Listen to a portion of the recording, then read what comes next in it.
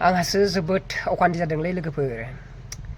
आंना अनलाइन खालामबाय, मानसिफोरखौ हमना दोनफैग्राया बै खैथानांगोन, बै वाल गोजौथार नुदोंना, बेयो मेइन सिखावफोरखौ दोनग्राया। नै थार्ड ग्रेडनि एग्जाम लिरग्रा लोगो नोंथांमोन, बोरै जाखो? लिरनो हादों ना हायाखै? सोरबाफोर थार्ड ग्रेडनि एग्जाम लिरग्रा लोगोफोर नायदोंब्ला कमेन्ट खालामदो, सोर बेसे लिरनो हाखो, लिरनो हादों ना हायाखै, पास जागोन ना जाया नोंथांमोना कमेन्ट खालामबानो जाबाय। सोरबाफोर थार्ड ग्रेड एग्जाम होगिरि बिथांमोन नायदोंब्ला सोर बेसे लिरनो हादो नोंथांमोना कमेन्ट खालामदो। आङो मिथिनो लुगैदो एसे सोर बेसे लिरखो आरो माबायदि कुइसन फैदो नोंथांमोना एसे फोरमायहर। जोबोद हार्ड फैदो ना ओरैनो सिम्पोल कुइसन फैदो नोंथांमोना कमेन्ट खालामबानो जाबाय। सोर बेसे मार्कनि लिरनो हाखो नोंथांमोना कमेन्ट खालाम। आंहासो जोबोद अखान्थि जादोंलै लोगोफोर।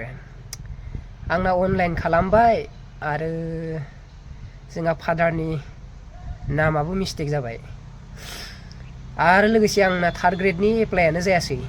खालामग्रायानो खालामना होनो रोङासै आंनो थार्ड ग्रेडनि। आंनो बै समाव फार्स्ट टाइम खालामदोंमोन, एकदमबारे फार्स्ट खालामदोंमोन। माने कम्पिउटार दखानियाबो माने माबामोन ना, गोदानमोन ना, ओंखायनो कम्पिउटार दखानिया माबा जागोन जाया नोंनिया थार्ड ग्रेडआव जानाय नङा खोमा, ग्रेजुवेटनि ग्रेड सिट मोनाबा जानाय नङा बिदिबो बुंदोंमोन। दा मालाय सोरबा ग्रेजुवेट खालामिफोरानो बानायनानै नै एग्जाम होनो मोनबाय। आंना आरो बोरै जायासै।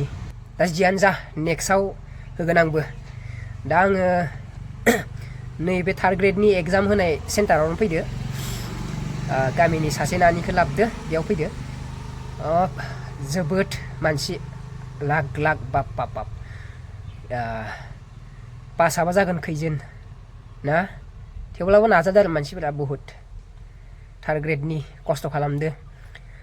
दा बयबो जायोबाथ' मोजां, खस्थ' खालामनाय मानसिफोरा जाबा मोजां जागोन। नेक्स्टफोराव एसे खमायहैगोन। आंबो नेक्स्टआव नाजानोसै होनो मा जायो। आरो नै जोंनि BTC-निनो गोबां पस्ट फैदो। दा जियानो जा, थार्ड ग्रेड केन्डिडेट्स लोगो नोंथांमोन, सोर बेसे लिरनो हाखो, सोर बेसे लिरनो हायाखै नोंथांमोना नैबे भिडिअखौ नायदोंब्ला कमेन्ट खालामदो। कमेन्ट खालामालासिनो थांनाङा लोगोफोर। आं नैबे थार्ड ग्रेडआव एग्जाम होनो हायैनि जोबोद अखान्थि जाबाय। अखान्थिब्लाबो जेबो नंला, नेक्स्टआव नाजानोसै आंबो थार्ड ग्रेडनिखौनो होनो। माबायदि खालामदो, स्ट्रिक खालामदो ना खालामाखै, माबे सेन्टाराव माबायदि स्ट्रिक खालामदों नोंथांमोना फोरमायहरबानो जाबाय। जोंनाथ' जाहैबाय बाक्सा, चिरां, अदालगुरि, क'क्राझाराव माबायदि खालामदो आरो माबायदि थांखो नोंथांमोना कमेन्ट खालामबानो जाबाय। नै थार्ड ग्रेडनि एग्जाम होगिरि बिथांमोना लाइन फाथिगासिनो दं। मथा मथि 8:30आवनो मानसिदो। नै 10:30आवसो नङा होमबा एग्जामा। नै खोब थांगोन ना, मथा मथि बेहाय 1015 मथा मथि 10 जन 9 जन बेफोरबायदिल' थांगोन बायदि मोनदां। जाय बिथांमोनाथ' बांसिन फरायदों, बांसिन हार्डवर्क खालामदों, बांसिन सम होदों फरायनायाव, बिथांमोना थांगोन। बेफोर जाबाय खाफालनिसो नङा होमबा लोगोफोर।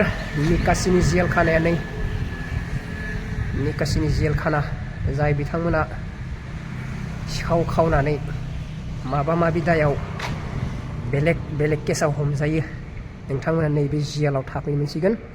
बारा बावनाय नंला। नै मेइन मानसिफोरखौ हमना दोनफैग्राया बै खैथानांगोन, बै वाल गोजौथार नुदोंना, बेयो मेइन सिखावफोरखौ दोनग्राया। नै बेफोरखि अफिसारफोर थाग्रा जागोन खोमा, गेदेर मथा मथि 30 बिगासो जागोनानो खोमा हाया, जोबोर गेदेर। निकासियाव गोदान जागासिनो दं जेल खानाया। जोंनिया मसलपुर बरबरिखिजामोन जोंनिया, दा इयाव फैसिगोन जोंनि बाक्सानिया। नै नलबारिनिफ्राय नैबेहाय फैसिगोन